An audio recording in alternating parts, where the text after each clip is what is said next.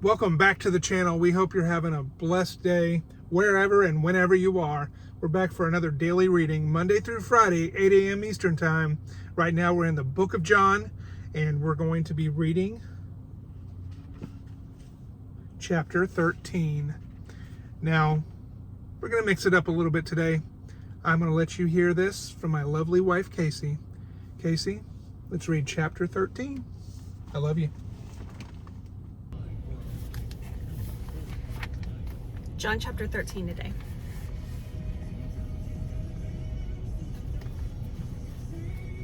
Jesus washes his followers' feet. It was almost time for the Jewish Passover festival.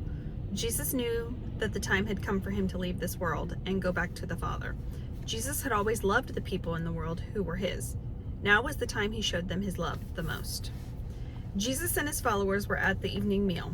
The devil had already persuaded Judas Iscariot to hand Jesus over to his enemies. Judas was the son of Simon. The Father had given Jesus power over everything. Jesus knew this. He also knew that he had come from God, and he knew that he was going back to God.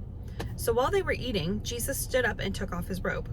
He got a towel and wrapped it around his waist. Then he poured water into a bowl and began to wash the followers' feet. He dried their feet with the towel that was wrapped around his waist. He came to Simon Peter, but Peter said to him, "Lord, you should not wash my feet." Jesus answered, "You don't know what I'm doing now, but later you will understand." Peter said, "No, you will never wash my feet." Jesus answered, "If I don't wash your feet, you are not one of my people." Simon Peter said, "Lord, after you wash my feet, wash my hands and my head too." Jesus said, "After a person has a bath, his whole body is clean. He needs only to wash his feet. And you are clean, but not all of you." Jesus knew who would hand him over to the enemies. That is why he said, "Not all of you are clean." When Jesus finished washing their feet, he put on his clothes and went back to the table. He asked, "Do you understand what I did for you? You call me teacher and you call me Lord, and this is right because that is what I am. I am your Lord and teacher, but I washed your feet, so you also should wash each other's feet. I did this as an example for you, so you should serve each other just as I served you. Believe me, servants are not greater than their master. Those who are sent to do something are not greater than the one who sent them. If you know these things, great blessings will be yours if you do them. I am not talking about all of you. I know the people I have chosen, but what the scriptures say must happen. The man who shared my food has turned against me. I am telling you this now before it happens. Then when it happens, you will believe that I am. I assure you, whoever accepts the person I send also accepts me, and whoever accepts me also accepts the one who sent me." And the sun is coming up now.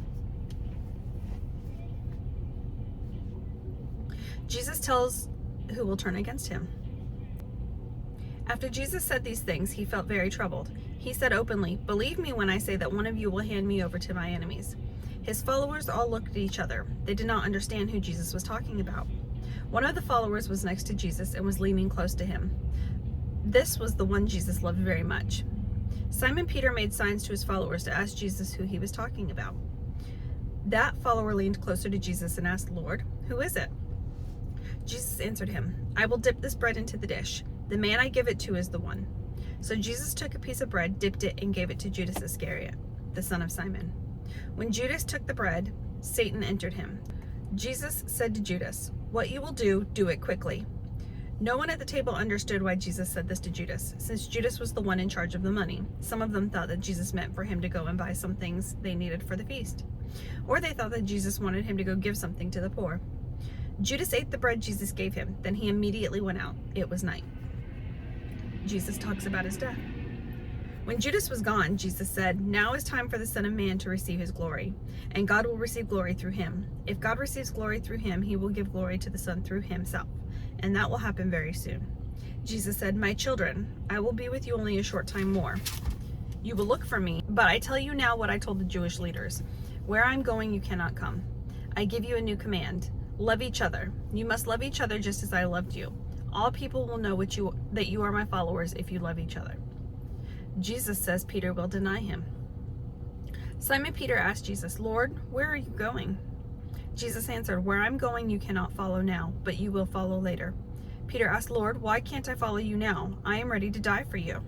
Jesus answered, "Will you really give your life for me? The truth is, before the rooster crows, you will say 3 times that you do not know me. Thank you, babe, for reading chapter 13 for us.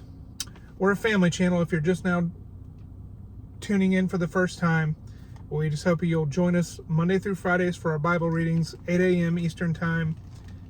And then, of course, Saturday and Sunday, we do some family fun videos, some different content, reviews, nature walks. It doesn't matter. We just enjoy putting out daily content for you each and every day. So, again, we'll see you tomorrow.